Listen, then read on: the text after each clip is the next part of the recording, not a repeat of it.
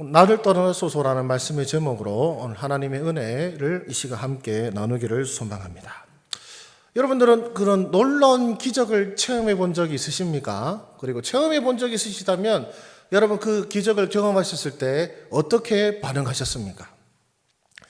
어떤 전도사님 계셨는데요. 제가 아는 전도사님인데 이분이 이제 사례도 먹고 하고 하니까 이제 사실 이제 집은 추운데 뭐 난방기구는 하나도 없고 근데 이제 식료품을 사러 마트에 가는데 경품 회사가 있는 거예요. 근데 2등이 이제 전기 난로였습니다. 그래서 이분이 이제 추천걸 할 때 기도하면서 주님, 저 추운 거 아시죠? 난방기 살 돈을 주시던가 이거를 주십시오 하고 다 기도하고 나왔는데 어떻게 되었겠습니까? 당첨이 된 거예요. 그러면은 우리 전도사님이 난로를 딱 받으시면서 뭐 하셨을 것 같습니까? 주여 나를 떠나소서 나는 죄인입니다 이러실 것 같습니까? 안 그렇죠? 어떻게 하십니까? 보통 그러면 하나님 감사합니다 하고 하나님을 찬송하고 뭐 자랑하고 기뻐하고 춤추고 하는 게 사실 기적을 경험한 사람들의 정상적인 반응이지 않습니까? 어부 입장에서는 뭐가 얼마나 기대하고 소망하겠습니까? 예, 여러분 혹시 제가 어업을 안 해봐서 모르게 혹시 고기를 많이 잡으면은 그 해는 재수 없다 이런 거 있어요? 그런 거 없잖아요, 그렇죠? 그러면은 천벌 받을 일도 아니고 어찌 보면 어부가 가장 바라는 일이 성취가 됐는데 남들은 좋다고 야단이고 남들은 이야 대단하다고 야단인데 지금 베드로 혼자 뭐 하고 있습니까? 주여 나를 떠나소서 나는 죄인이로소이다. 이제 베드로가 왜 이런 말을 하게 되었는가를 우리가 살피면서 그리스도를 향한 베드로의 마음이 어떠했는지 그리고 오늘날 우리가 예수를 향한 우리의 마음이 어떠했는지를 한번 살펴보기를 소망합니다.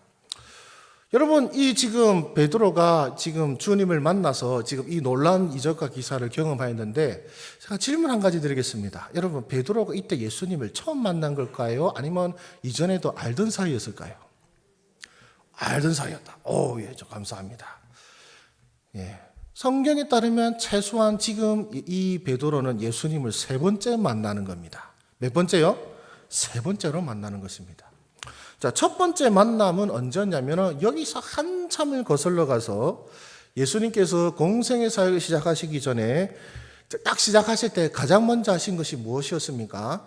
세례 요한에게서 세례를 받는 것이었죠. 세례를 받으신 후에 예수님께서는 40일간 광야에서 금식을 하십니다. 그러나 이 40일간 광야에서 금식하실 때 그냥 광야에서만 계신 것이 아니라 여정이 어떠냐면 이제 광야길을 통하여서 갈릴리로 가는 여정 가운데서 우리 주님께서 40일 동안 금식 기도를 하셨죠. 그리고 일단은 40일 동안 그렇게 하셨는데 그러면 금식한 첫날, 즉 예수님께서 세례 받으시고 다음 날 무슨 일이 있었냐면요. 우리 성경 한번 찾아보시겠습니다. 요한복음 1장입니다. 요한복음 1장 35절에서 42절 말씀입니다. 요한복음 1장 35절에서 42절 말씀. 자, 요한의 두 제자를 만나시게 되는데요. 한번 읽어보겠습니다. 또 이튿날 요한이 자기 제자 중 2사람과 함께 섰다가 예수께서 거니심을 보고 말하되 보라 하나님의 어린 양이로다. 2 제자가 그의 말을 듣고 예수를 따르거늘 예수께서 돌이켜 그 따르는 것을 보시고 물어 이르시되 무엇을 구하느냐 이르되 랍비여 어디 계시오니까 하니 랍비는 번역하면 선생이라. 예수께서 이르시되 와서 보라. 그러므로 그들이 가서 계신 데를 보고 그날 함께 거하니 때가 10시쯤 되었더라. 우리 40절에서 42절 함께 읽겠습니다. 시작. 요한의 말을 듣고 예수를 따르는 2사람 중에 하나는 시몬 베드로 형제 안드레라. 그가 먼저 자기 형제 시몬을 찾아 말하되 우리가 메시아를 만났다 하고 메시아는 번역하면 그리스도라. 데리고 예수께 오니 예수께서 보시고 이르시되 내가 요한의 아들 시몬이니 장차 게바라 하리라 하시니라. 게바는 번역하면 베드로라. 아멘. 이때 처음 만난 겁니다. 예수님을 처음 만나는 건데요. 자, 이 만남을 여러분들이 이해하시려면 유대인들의 어떤 교육관과 그 문화를 좀 이해하실 필요가 있습니다. 일단 스토리는 어떻게 되냐면 예수님께서 세례를 받으신 그 다음 날 요한의 제자 2사람이 이제 요한의 말을 듣고 예수님이 제자가 되는데 그 두 사람이 누구였냐면은 이 요한복음을 기록한 사도 요한과 그리고 베드로의 형제 안드레였습니다. 그리고 그 안드레가 이제 베드로, 즉 시몬을 예수님께 소개하는 장면이 우리가 방금 읽었던 내용인데요. 근데 사실 예수님께서 세례를 받으시던 곳은 이제 이스라엘로 따지면 되게 남쪽에 있고, 여러분들 아시는 갈릴리는 상당히 북쪽에 있습니다. 아니 북쪽에서 고기를 잡고 해야 될 베드로가 왜 내려왔을까? 이런 궁금함 들지 않으십니까? 이제 그 시대에 핫한 소위 말하면 젊은이들이 바라고 소망하는 것이 무엇이었냐면 이제 랍비의 문화에 들어가서 그의 제자가 되어서 또 그들도 이제 랍비가 되는 것이 그 시대 젊은이들이 바라는 것이었습니다. 그래서 어린 시절부터 공부하고 준비하면서 어떤 랍비의 간택이 되기를 바라는데요. 이제 랍비에게 간택이 되지 않으면은 이제 자기 가업으로 돌아가서 이제 하던 일을 하게 되는 것이죠. 그런데 지금 베드로의 형제, 즉 시몬의 형제 안드레는 그 시대에 가장 핫한 세례 요한의 제자였습니다. 세례 요한의 제자. 사실 뭐 우리는 아이고 그냥 세례 요한의 제자인갑네 하겠지만 아마 갈릴리 동네에서는 플랜카드가 펼쳐놨을지도 모릅니다. 그 세배대 어쩌고 저쩌고 하면서 덩실덩실 춤을 추고 난리 났을지도 모릅니다. 자, 그러니까 베드로는 이제 형인지 동생인지는 모르겠지만 안드레가 요한의 제자이기도 하고 하니까 인사도 하고 또 뭐가 있겠습니까? 또 인맥을 통하여서 그도 이제 세례 요한의 제자가 될 생각이 있었던 것 같아요. 그래서 만나러 왔습니다. 안드레를 보러 온 곳이 아니고 사실 안드레를 통하여서 세례 요한한테 인사라도 한번 해볼까 하고 왔는데 무슨 일이 벌어졌습니까?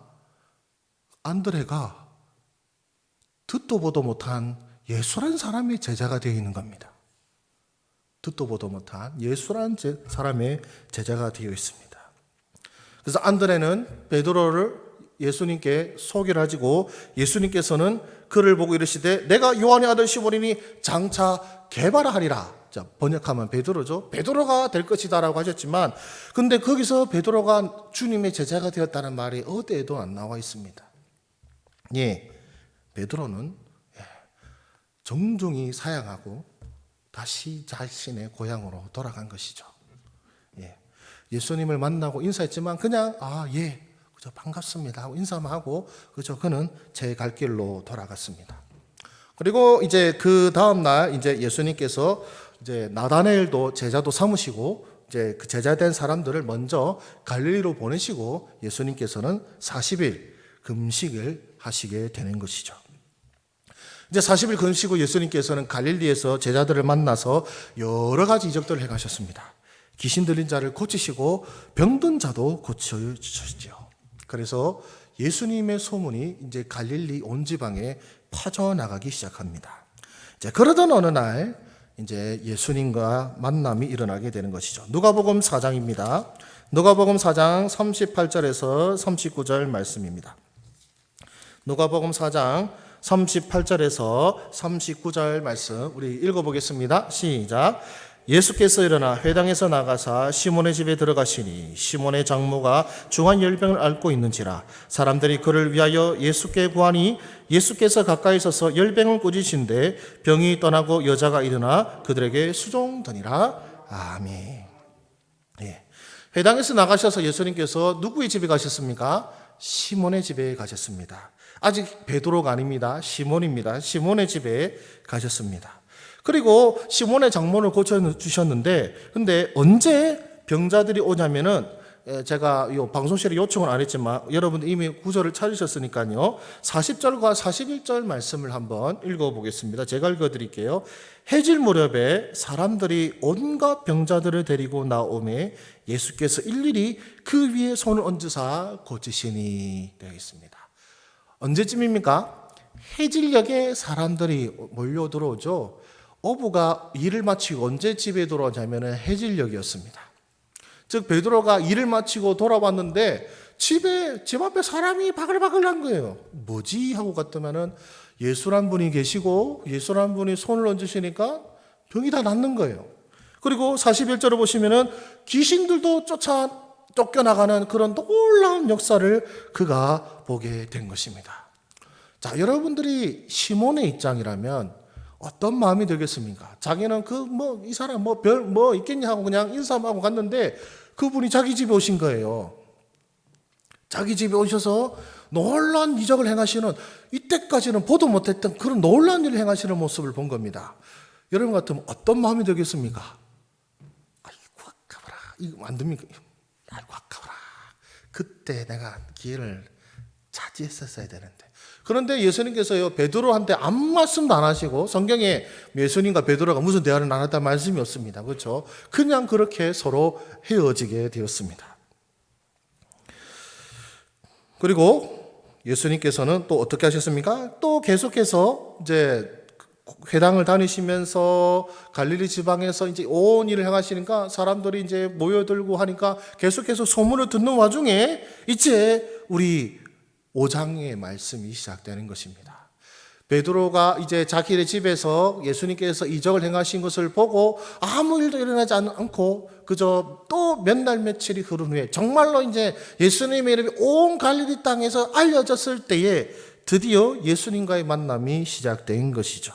바로 기회가 또 찾아왔습니다. 그에게 바로 세 번째 기회가 찾아온 것이죠. 이것이 오늘 우리 본문 말씀의 내용입니다. 우리 본문 1절 말씀을 보시면 이렇게 말씀합니다. 무리가 몰려와서 하나님의 말씀을 들을새 예수는 게네가레 호숫가에 서서 호숫가에 배 두 척 있는 것을 보시니 어부들은 배에서 나와서 그물을 싣는지라 예수께서 한 배 오르시니 그 배는 시몬의 배라 육지에서 조금 떼기를 청하고 앉으사 배에서 무리를 가르치시다니. 자, 베드로가 그물을 싣는 가운데 누가 나타나셨습니까? 예수님 오셨어요. 그러다가 자기 배에 타셨네. 얼마나 놀라웠겠습니까? 그러면서 이제 예수님께서 배를 조금 떼라 하셔서 배도 떼고 예수님께서 가르치는데 많은 무리들이 몰려들었지 않겠습니까? 그 예수님의 말들을 듣고 또 무리가 몰려드는 걸 보면서 여러분 베드로가 꿈꾸지 않았겠습니까? 나도 이분의 제자가 되면 나도 이 무리와 함께 이런 놀라운 경험을 날마다 하겠구나 하고 어쩌면 꿈꾸고 있었을지도 모릅니다. 그런데 이제 예수님께서 뭐라고 하십니까? 우리 본문 4절 말씀 우리 함께 읽겠습니다. 시작. 말씀을 마치시고 시몬에게 이르시되 깊은 데로 가서 그물을 내려 고기를 잡아라. 야, 이제 예수님께서 깊은 데로 가서 고기를 잡으라고 하십니다. 자, 그러자 시몬이 어떻게 대답합니까? 우리 5절 말씀요, 우리 함께 읽겠습니다. 시작. 시몬이 대답하여 이르되 선생님, 우리들이 밤이 새도록 수고하였으되 잡은 것이 없지만은 말씀에 의지하여 내가 그물을 내리리다 하고. 자, 요 5절이 무슨 의미인지를 여러분들이 좀 아셔야 될 것 같습니다. 제가 이야기를 하나 들려드리겠습니다. 이제 중세 수도원에 있었던 것인데요. 이제 수도원에 아주 유명한 수도원장이 있었습니다. 이분의 어떤 인품과 그리고 이분의 어떤 영역이 아주 대단하다고 소문이 나서 많은 사람들이 이제 그분의 제자가 되고 싶어 했는데 어느 날 수도사 두 사람이 그분께 찾아와서 자신들을 제자로 삼아달라고 합니다. 그러자 이 수도원장이 이런 지시를 내렸습니다. 묘목 2개를 그 두 사람한테 하나씩 주면서 이 나무를 거꾸로 심으라고 합니다. 어떻게 심으라고요? 거꾸로 심으면 어떻게 심어야 됩니까? 뿌리를 땅에 심는 게 아니고 가지를 땅에 묻히게 심으라 이런 것이죠. 두 사람이 그걸 하는데 한 사람은 이분이 좀 나이가 드시다 보니까 조금 헷갈리셨나 해가지고 그 사람은 바로 심었어요. 그러니까 뿌리가 땅에 가도록 심었고 한 사람은 그냥 시키는 대로 가지를 땅에 묻었습니다.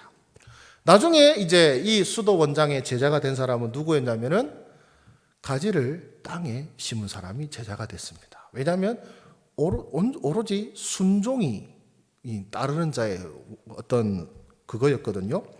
마찬가지로 랍비들이 제자를 간택할 때 제일 중요시 여기는 게 뭐냐면 절대 복종이었습니다. 절대 복종. 상식이 되든 말이 되든 되지 않든 네가 과연 내 말에 철저하게 복종하느냐. 지금 베드로는 이것을 뭐로 생각하냐면 나를 제자로 하는 시험이다. 그래서 어떻게 합니까? 그래서 그물을 던졌어요. 기대한 거 아닙니다. 그냥 이분이 내가 진짜 제자 될 마음이 있고 순종할 마음이 있는 거 보시는 것 같았지 뭐 이 한다고 해서 뭐 고기가 잡히니 아무 기대도 안 했죠. 근데 무슨 일이 벌어집니까? 6절 말씀 그리고 7절 말씀 우리 함께 읽겠습니다. 시작. 그렇게 하니 고기를 잡은 것이 심이 많아 그물이 찢어지는지라. 이에 다른 배에 있는 동무들에게 손짓하여 와서 도와달라 하니 그들이 와서 2배의 채움에 잠기게 되었더라. 잠기게 되었더라. 물고기가 가득 차는 기적. 베드로는 이것을 보고 무엇을 느꼈을까요? 이것은 하나님이 하신 것이다 라는 것을 그는 깨닫게 된 것입니다. 이것은 그저 랍비나 선지자가 할 수 있는 기적이 아니라 이것은 하나님만이 할 수 있는 기적이라는 것을 경험하게 된 것이죠. 그리고 그의 눈에는 이제 더 이상 예수님이 자기가 소위 말하면 밀당했던 하나의 랍비가 아니라 하나님의 아들로 보였던 것입니다. 그래서 그는 무엇이라고 고백합니까? 우리 8절 말씀 함께 읽겠습니다. 시작. 시몬 베드로가 이를 보고 예수의 무릎 아래 엎드리르되 주여 나를 떠나소서 나는 죄인으로소이다 하니. 여러분 그거 아십니까? 누가복음에서 처음으로 시몬을 베드로라고 한 것은 여기서부터입니다. 주여 나를 떠나소서 나는 죄인으로소이다. 그 고백에 성경은 우리 하나님께서는 그를 베드로라고 일컬어 주시는 것입니다. 그는 어떻게 했습니까? 무릎 아래에 엎드려 했습니다. 무릎 아래로 얼마만큼 엎드렸는지 아시겠죠? 여러분 무릎 높이 생각하시면 그냥 절한 수준이 아니라 그냥 대자로 엎드린 겁니다. 하나님께만 하는 자세거든요. 그러니까 이분은 하나님의 아들이시다라는 것이죠. 베드로는 어떤 사람이었습니까? 처음 예수님을 만났을 때 그는 예수님을 별거 아닌 분으로 여겼습니다. 그분을 속에도 무관심했습니다. 두 번째 만났을 때는 그는 예수님을 어떻게 생각했습니까? 아주 대단한 분이시라서 그분을 통해 뭔가 자신의 꿈과 야망을 이루려고 하였습니다. 그러나 그것은 정말로 진짜로 예수님을 만난 것이 아니죠. 제대로 예수님을 만난다는 건 무엇입니까? 정말로 내가 예수 그리스도를 만났다라고 고백할 수 있는 사람은 무엇을 고백하겠습니까? 주여 나를 떠나소서 나는 죄인으로소이다 입니다. 나는 당신께서 데리고 가실 만한 가치가 없는 자입니다. 나는 주님을 이용하려 했던 자입니다. 나는 주님을 아무것도 아닌 자로 여기고 괄시하고 외면했던 자입니다. 주님 나는 주님의 제자 될 자격이 없습니다. 구원받을 자격이 없습니다. 나를 떠나시옵소서.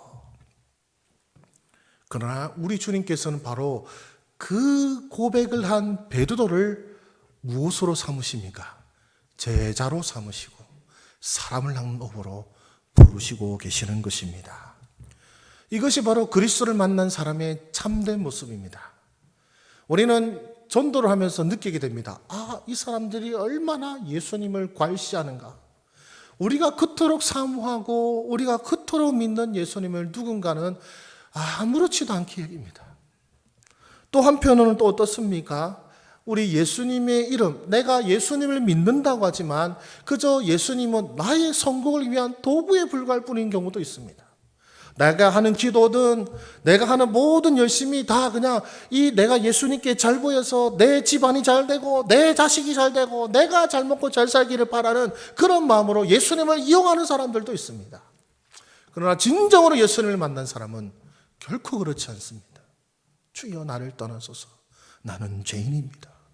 나는 죄인입니다. 나는 주께서 사랑하실 만한 것이 아무것도 없고 나는 주께서 택하실 만한 어떤 가치도 없는 자입니다. 나는 아무것도 아닙니다, 주님. 그러나 바로 주님께서는 바로 그런 자를 부르십니다. 그런 자를 부르시고 또 그런 자로 부르시기 위하여 베드로를 3번이나 만나시고 결국에는 그분의 제자로 세워주시는 것입니다. 우리 사랑하는 우리 모자교회 성도 여러분들에게 주님은 어떤 분이십니까? 정말로 그저 별거 아닌 분이십니까? 아니면 그저 내가 이용할 어떤 그런 도구에 불과할 뿐입니까? 아니면 나 같은 것이 어찌 감히 그분의 제자가 될 수 있단 말인가라고 고백할 수 있는 나의 구주시오, 나의 구원자이시요 세상 그 누구도 비교할 수 없는 하나님의 아들이신 나의 구주이십니다라고 고백하고 계십니까? 오늘 여러분들의 그 고백이 바로 베드로가 고백한 이 고백, 주여 나를 떠나소서 나는 죄인으로소이다가 저와 여러분들의 고백이 되기를 바라고 소망합니다. 그리고 앞으로의 신앙생활도 그렇습니다. 주님을 이용하는 것이 아니라 내 삶을 어떻게든 주님께 바치고 드리는 삶이 되기를 원합니다. 그리고 세상 사람처럼 그냥 주님을 무시하고 주님이 어떻게 생각하든지 말든지 내 마음대로 살아가는 삶이 아니라 주님께서 어떻게 생각하실까? 주님께서 내게 무슨 말씀을 하시는가? 주의 말씀에 귀 기울이고 주를 가장 두려워하며 주를 가장 사랑하며 주를 가장 경외하는 저와 여러분들의 삶이 되기를 바라고 소망합니다. 사실 우리 다음 세대를 바라보면 얼마나 안타까운지 모릅니다. 정말로 그렇습니다. 주님 이 베드로의 자세 중에서 첫 번째, 두 번째 자세, 예수님을 아무렇지 않게 생각하거나 혹은 예수님을 이용해서 뭔가 자신의 인생에 덕이 되면 예수님 믿고 덕이 안 되면 예수님 안 믿고 그런 세대로 자꾸 바뀌어가는 모습을 종종 보고 있습니다. 그래서 우리의 기도가 정말로 필요한 것 같습니다. 우리의 부르짖음이 정말로 필요한 것 같습니다. 주여 베드로를 만나신 것처럼 우리를 만나주시고 우리 다음 세대를 만나주시고 우리 이 땅에 이 연주도 땅에 이 부산 땅에 이 수많은 잃어버린 자들을 주여 이렇게 만나셔서 그들도 또한 주여 나를 떠나소서 나는 죄인으로소이다라고 부르짖는 주님의 제자로 세워지는 그날이 오기를 바라고 소망합니다.